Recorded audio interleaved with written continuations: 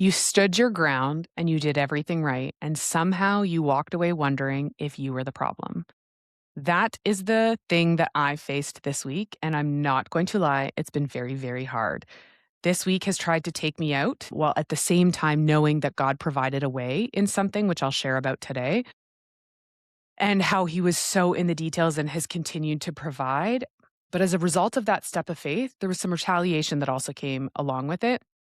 And I know I'm not the only one who has made a move and taken a step and then faced retaliation, and that can come in so many different ways, but I know that there's something connected to all of this. And here's the interesting thing is I usually record a couple episodes on the weekend just so that I can be ahead of things, and I do it when my daughter is not with me just because I like to be present when I'm with her. Also, it needs to be quiet. But 3 weeks ago was the last time that I had child-free time, and I had every intention on filming about 4 episodes, and God was like, "Nope, sit down," which is the opposite of what I often hear from God. Instead of "Girl, get up," it was "Girl, sit down." I was exhausted. I had been working so hard. I obviously work full-time. I have my daughter 97% of the time, and I don't have help during the week. And when she goes to bed, I have been working on obviously the podcast, but also a few other things that I'm working on as well that hint, hint, things are coming to help with this community and some other really exciting things as well. But things are busy. I also have to prioritize myself. And so making sure that I'm sleeping because I'm not going into that burnout stage again, which is why God was like, "Girl, you are tired. Take some rest." And I did. And God showed up in so many ways. But what He said to me in the still and the quiet in that was, "I want you to take pause. Don't film anything because there are some things that are going to happen in the next couple weeks, and it's going to change how you're going to show up. It's also going to change the type of content that you are going to be sharing on the podcast, and just wait and see what I do," kind of thing. And I was like, "Okay," as hard as it was to do that. So the last episode you saw me, literally like no hair and makeup done, disheveled, and God said, "Show up with your mic and camera," and that was it. That was the only episode that I was given clearance to record. And so even going into today, I almost didn't record any and was actually gonna give a pause on the podcast because of everything that happened, and I was just like, "I don't know if I have it in me, 1, to record, and 2, I have created this narrative of, like, a week off on the podcast is no big deal and blah, blah, blah, blah, blah." But then I realized one thing while I was on a walk. I realized I'm about to launch something to help women really tap into their voices and their story and the things that God has gotten them through, and I would be doing a disservice if I allowed my voice to be silent in this time as well. And so it just goes to show that the areas that we have authority in and that God has called us to, there will be continual attacks and they can feel really, really sly. And the enemy can be really, really sly in saying, "Oh, maybe you just don't do it. Maybe it's okay this time. Maybe you can let it pass. Maybe it's not a big deal." And I really knew in my heart that God was like, "No, not in this case, because that would be allowing the enemy to win." So here we are. But in the 3 weeks since this happened, something massive has happened. And God did something undeniable for me this week. And the very next thing that happened was that somebody tried to make me question whether He did it or not. So I've known for a couple months that a move was going to be happening. I'm not going to get into the details just because I don't want to go there. And there's still a lot wrapped up in it.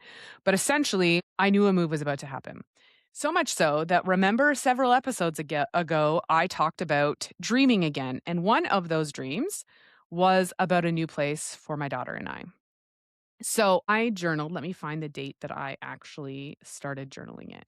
I started a fresh journal on March 24th. So March 24th, 2026. And I said, "Well, Lord, here we are. Another fresh journal that I delayed starting to writing to you. I'm not sure why I do this and delay nonsense because I know that this is such an intimate time with you, but alas, I am here. A few weeks ago, I had a couple of dreams that felt significant and I knew shifts were starting, but what I didn't expect was things to flip so much in the following 2 weeks. Actually, now that I'm reading this, there's so much that I forgot about in that process. Anyways, I'm not going to go into all of it. But what I did is I wrote out my dreams for when it came to my job, when it came to my finances, when it came to a home, a school for Brooklyn, church, me, and my future man, which I shared about on that dream podcast. It is June 2026, so not that long later.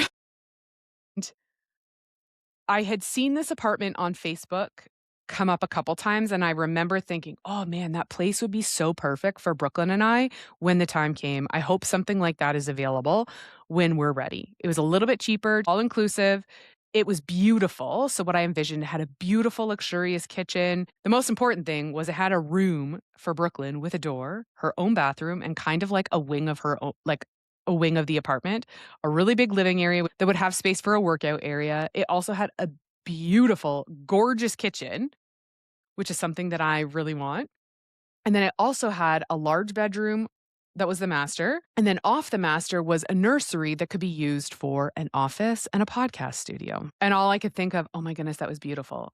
And we've dealt with some issues in the condo that I've been trying to work with management with, which kind of escalated the timeline of things. And I had been like emailing and calling security every time that some of these things would arise. So it just kind of like put the put a little bit more pressure on making this happen a little bit sooner than I had intended for. But I was on the phone with my mom and that ad came up again. And I was like, "Mom, this place is so beautiful, blah, blah, blah, blah, blah." And she's like, "Why don't you see if we can go see it? I'm gonna be there this weekend. We can just go look at it." It was a couple months away for when they actually wanted somebody to move in. I'm like, well, that could work. 60 days notice. That's what I'm required to give. I was like, because I've been in this place for 2.5 years. And that's what I was told. I just needed to give 60 days notice. And so I ended up texting the lady and I was like, "Hey, I saw your ad. It's gorgeous. I would love to come see it. I know it's really hard to get in, like if it's tenanted, but if available, could we come see it tomorrow on my lunch break?" And she was like, "Actually, it's me." She explained the situation. Her mother lives upstairs. And so my mom and I went to go see this place. And when I walked into that place, there are so many details of it that are just like, wow, God, you really outdid yourself here. Now, here's where the miracle comes in, okay? Remember, I am in a bankruptcy, okay? I am almost done. I have 4 months left. My credit score has not rebuilt. And a reminder, when I claimed bankruptcy, I had almost an 800 credit score. So I've never been in a position where my credit score is this low. I've never missed a rent payment. I've never missed a loan payment. God has literally showed up and showed out and provided and made a way. I had been praying. Obviously, I was at a worship concert the night before this happened as well. And I was so anxious going into it because I was like, if it's not for me, they're not going to allow me because of my bankruptcy. Anyways, we go, we see it. My mom and I are just like floored. I'm emotional. The landlord is emotional because we both have been praying for the right situation. And so I ask what's required. They need a job letter. And I also recently just got a letter stating that I was getting a raise at work for August 1st, which is the date of move as well. And so I had the letter. She asked for ID and a police report. All things I could provide, no problem. We were able to secure everything and get it done within 24 hours, which is like unheard of. But the retaliation that came after that, I did not expect. And it has escalated things in other areas of my life that I also did not expect. It was painful, it was challenging, and there were a lot of emotions, and I didn't sleep very well this week as a result of it. Not gonna go into it, but in a nutshell, I was berated twice and, like, verbally attacked and was basically told to not talk and defend myself, but I did have to take some stances and protect me and my daughter, and as a result of those conversations of just being yelled at, basically, I started to question if I heard God on this place. I started to question if he really made this way. And so one night when I was going to bed trying to stay calm, God was like, "Go back to your journal and I want you to look at the dreams that you wrote about your home and look at the details that you wrote." And that is where I was like, "Okay, God, I know you have me. And I also know that this situation of explosion had to happen for things to change and for me to stop moving in fear as a result of what happened." Because here's the thing, when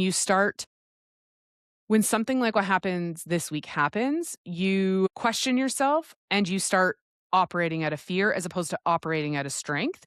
And that's not what I want. And I've come too far to come this far. Some of the details were I wanted a bigger space so that Brooklyn had her own room with a door and that is pretty. I wanted 3 or 4 bedrooms, one that had one for me, one for Brooklyn. And then, a fourth bedroom would be great for a spare room and an office or slash studio. So this has 3 bedrooms. We'll be able to, the reason I wanted a spare room was for when my mom comes to visit. Brooklyn will be able to sleep in the studio, no problem, because it's like a bedroom when my mom comes. And then my mom will have Brooklyn's room when she comes to visit. It has a home gym area with like a beautiful spot with lots of light. I wanted to have a treadmill with more weights and a big mirror. I will have space for that. A beautiful kitchen and table area. Yep, I have a beautiful kitchen. I'll be able to have a kitchen table. Colors, I wanted white, gray, like a light gray, pink, neutral. That's what it looks like. Living room with the play area. Got it. There are some other things that I don't think it's time yet. If I were to own a home, this is like the full list. And I just don't think it's time to own a home. So double car garage, we don't have that. Lawn care and snow removal comes with that. I wanted in my room the ability to have a king bed, a space for a vanity, and seating area for reading and journaling. Yep, can have that. A walk-in closet with shoe organization. Yep. So there are so many details in here that God was like, "Gotcha, girl, gotcha."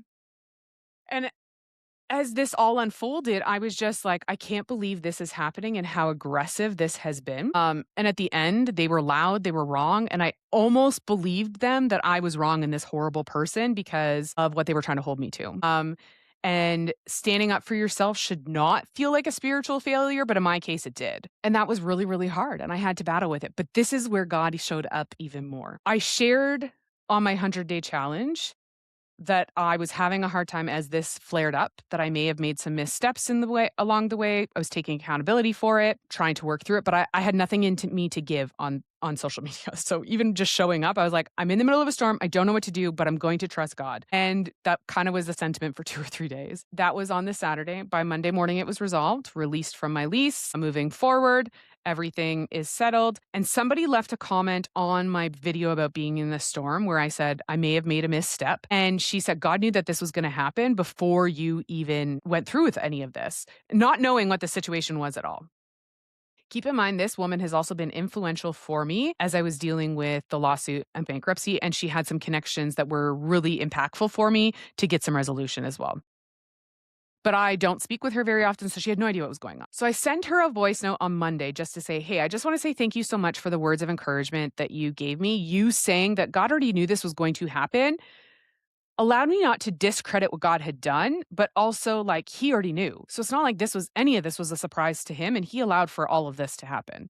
I said, thank you so much. I really appreciate it, blah, blah, blah, blah, blah.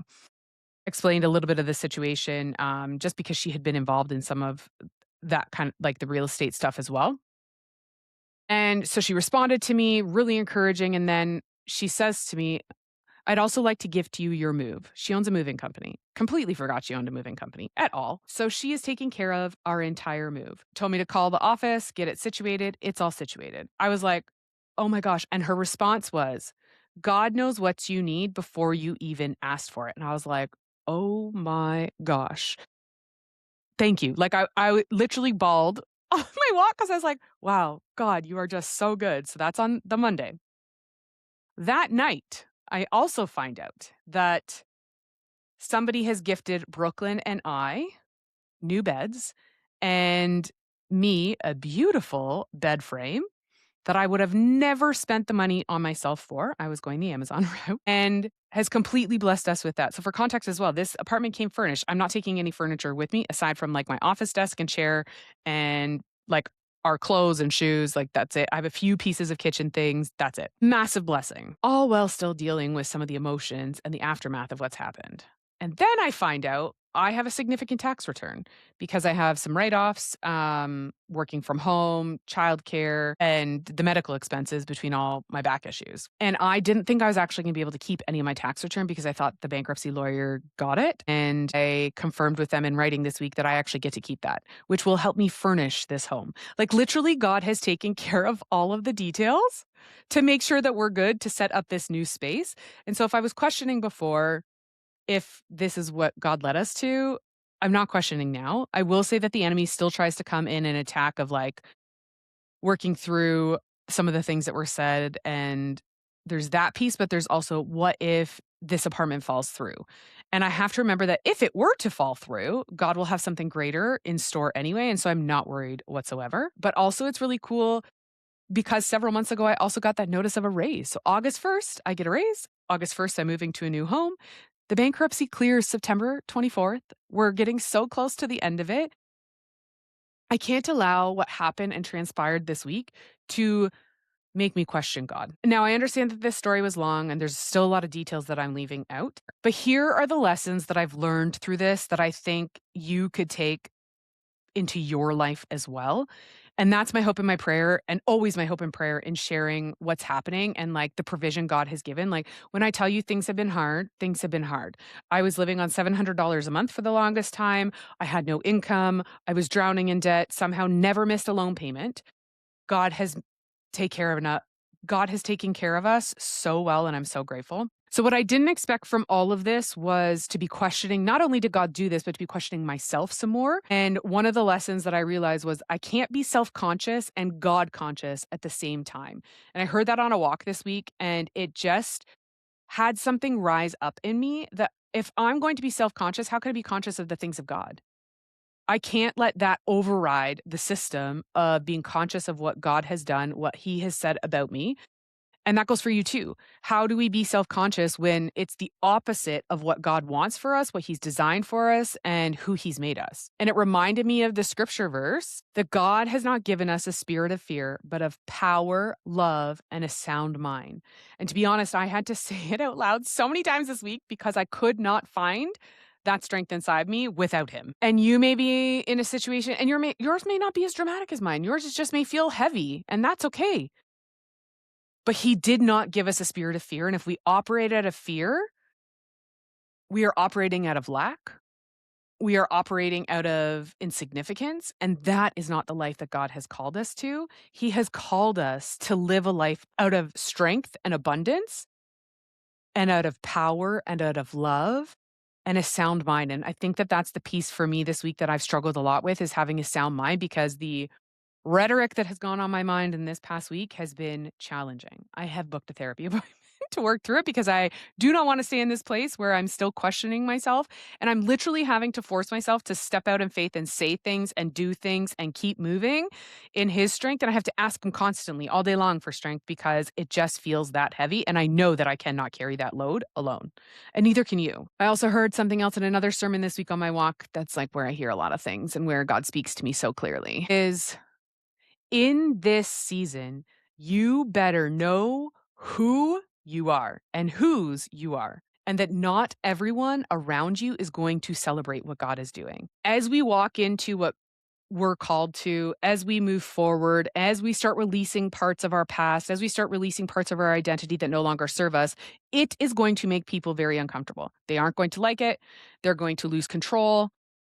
They're not going to have the same access. Things shift and change, and that makes people feel uncomfortable, and that is more about them than it is about you.